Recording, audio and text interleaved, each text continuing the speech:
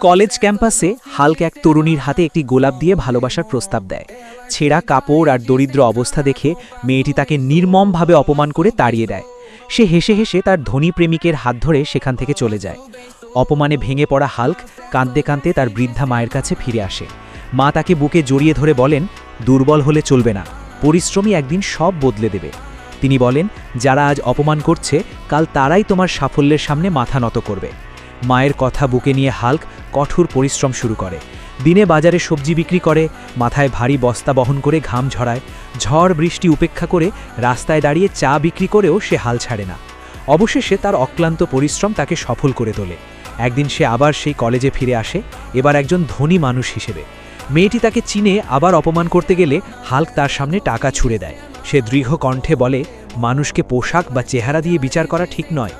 হাল্কের সাফল্য দেখে মেয়েটি নিজের ভুল বুঝতে পারে। সে হাঁটু গেড়ে বসে ক্ষমা চাইতে থাকে, কিন্তু হাল্ক কোনো উত্তর না দিয়ে তাচ্ছিল্যের দৃষ্টিতে তাকিয়ে সেখান থেকে চলে যায়।